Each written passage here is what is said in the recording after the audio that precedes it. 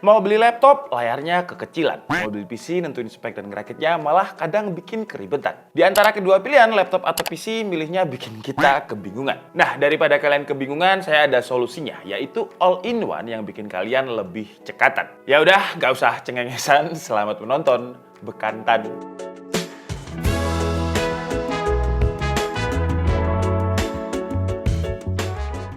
Hidup itu emang serba pilihan ya. Kadang kita juga dibingungin antara milih laptop atau PC. Laptop dia praktis tapi layarnya kurang gede. Apalagi kalau buat yang ngerjain ngolah database, layar laptop yang paling besar pun paling 17 ini ya. Kayak ngerasa masih kurang aja. Dan kalau buat ngerakit PC, kita itu kadang males ngerakitnya dan budgetnya kadang bisa over. Karena kita harus beli monitornya juga dan harus punya space yang cukup untuk naruh semua peripheralnya PC. Dan sebenarnya ada satu device lagi yang jarang banget dimendang-mendingin. Kalau mending laptop atau mending rakit PC kan kita udah sering banget denger ya. Tapi saya jarang banget untuk ngedenger mending all-in-one. Padahal all-in-one zaman now udah nggak bisa dianggap remeh. Harganya pun sudah cukup terjangkau dibandingkan all-in-one tahun lalu. Masalah di laptop yang layarnya kekecilan, all-in-one bisa cover. Masalah di PC yang kalian malas ngerakit dan habis-habisin space di meja kalian, all-in-one juga bisa cover. Karena di dalam all-in-one-nya udah ada komponen PC yang menjadi satu dengan monitor. Dan karena nggak ada casing PC-nya, jadi setup itu terlihat lebih clean. Harganya pun untuk Acer ini juga cukup terjangkau. Jadi perkenalkan, ini adalah Acer Aspire C24 all-in-one PC. Sesuai dengan namanya, berarti dia dimensinya 24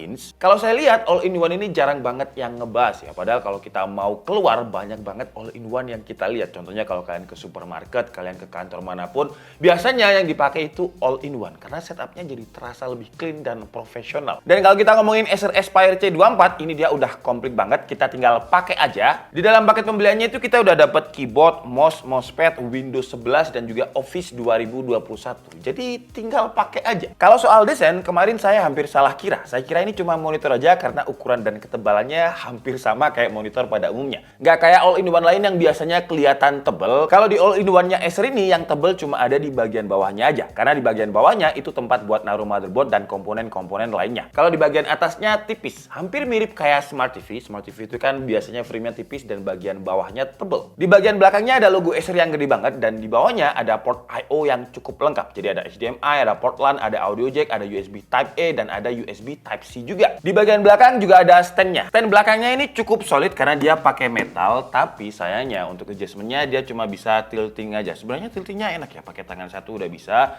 Sayangnya untuk height adjustment-nya itu nggak bisa dan juga untuk kanan kirinya nggak bisa. Padahal udah pakai metal ya, harusnya bisa. Jadi sayangnya di situ. Dan sayangnya lagi di bagian belakangnya juga nggak support sama VESA mount bracket. Buat kalian yang pengen bikin setup monitornya ada di dinding, sayangnya di Acer ini belum bisa. Lanjut kita beralih ke bagian depan. Di bagian depan untuk bezel kiri kanannya ini cukup tipis untuk sebuah all-in-one, tapi kalau untuk yang bagian bawah sama atas ya masih kelihatan cukup tebal. Tapi saya bisa mewajari sih kenapa bezel bagian atas bawahnya tebal. Pertama, di bagian bawahnya dia digunakan untuk stereo speaker yang kualitasnya lumayan untuk sebuah all-in-one. Kira-kira kayak gini suaranya.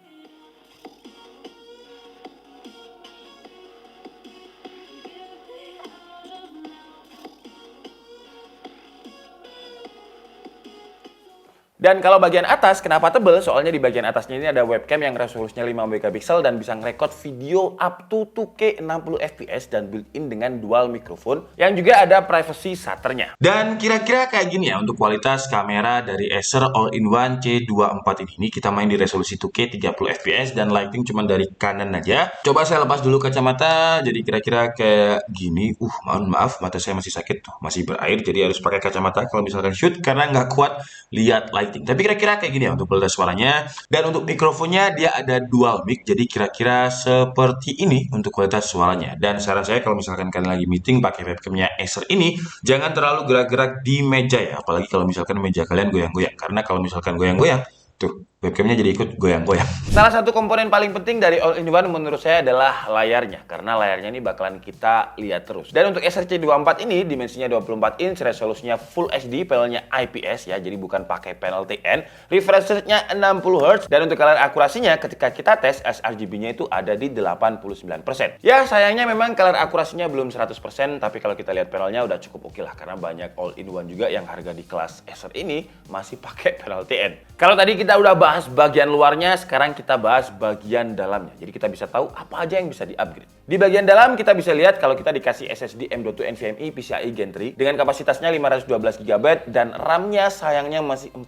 GB ya. Untuk Windows 11 saya saranin sih upgrade langsung aja ke 8 GB karena RAM 4 GB itu ya kurang. Dan di sini untungnya kita dikasih satu slot ekspansi buat upgrade RAM-nya. Dan untuk upgrade storage-nya kita juga masih dikasih slot SATA 2,5 inch. Di atas RAM dan SSD-nya ada prosesor dan untuk prosesornya ini dia pakai Intel Core i3 1215U. Sebenarnya ada dua SKU dari SRC24 ini, kita bahas yang paling rendahnya. Sebenarnya ada SKU yang tingginya lagi dengan Intel Core FF 1235U. Untuk yang Core i3 ini dia punya 2 performance core, 4 efficiency core dan 8 thread. Untuk boost clock-nya walaupun dia masih Core i3 tapi udah lumayan kenceng ya karena dia bisa di boost sampai 4,4 GHz dengan TDP 15 watt. Terus di bagian dalamnya ini kita juga bisa lihat kalau dia ada chip Wi-Fi 6E dan Bluetooth-nya juga udah pakai Bluetooth versi terbaru, versi 5.2. Sekarang kita bahas performanya. Pertama kita coba dulu untuk speed SSD-nya karena katanya kan NVMe Gen 3 dan hasilnya untuk sebuah NVMe Gen 3 dia lumayan kenceng ya karena biasanya dikasih 1500 atau 2000 Mbps tapi di SRC24 ini kita dikasih speed rate-nya itu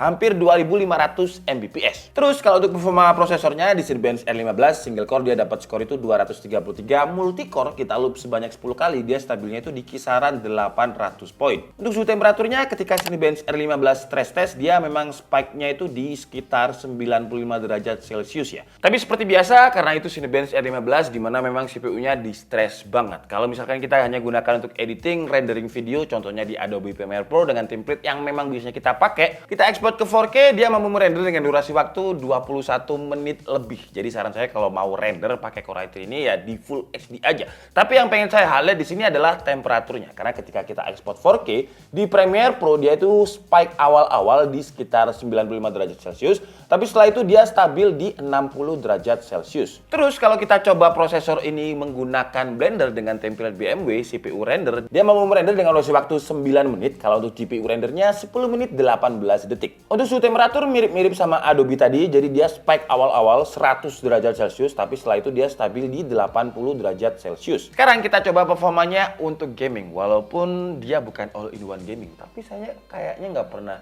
denger ya ada all-in-one gaming. Pertama kita coba Dota resolusi Full HD, grafiknya dari fastest dan hasilnya average FPS dia dapat sesuai dengan refresh rate monitornya ya. Jadi 58 FPS, maksimumnya 69 FPS.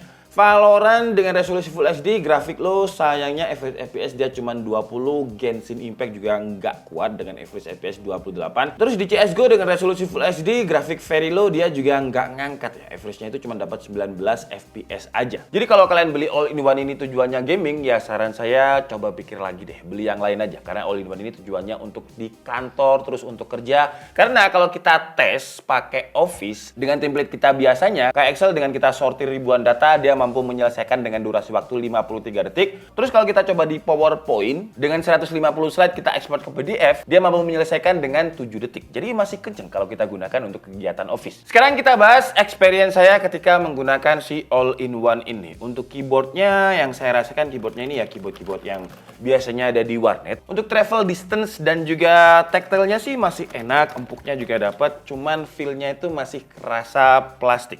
Terus untuk mouse-nya juga mouse-mouse yang biasa aja, yang kalau misalkan kita beli paling keduanya ini masih under 100.000.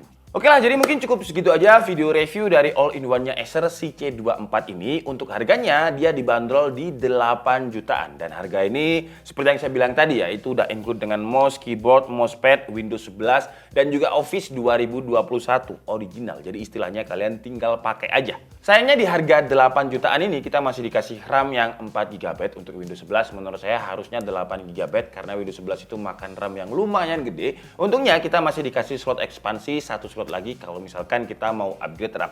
Untuk storage 512 menurut saya udah cukup GG ya untuk kelas harganya. Tapi kalau misalkan kalian merasa kurang juga masih ada storage dari port SATA 2,5 inch-nya untuk arsip. Bisa pakai hard disk ataupun SSD yang bentuknya SATA. Tapi selain kekurangannya tadi, kelebihannya di kelas harganya dia udah built-in dengan kamera, built-in dengan stereo speaker, built-in dengan dual mikrofon. Layarnya pun juga udah pakai layar IPS di mana kelas lain yang di 7 jutaan itu biasanya masih pakai panel TN. Dan untuk performanya kalau digunakan untuk untuk kegiatan komputasi ringan ke medium juga masih oke. Kita udah buktikan ketika kita coba pakai PowerPoint dan juga Excel tadi. Tapi kalau kalian pengen beli all-in-one ini untuk main game, saran saya jangan ya. Ya mending rakit PC atau beli laptop yang prosesornya di atasnya lah. Karena memang segmentasinya all-in-one ini buat kerja.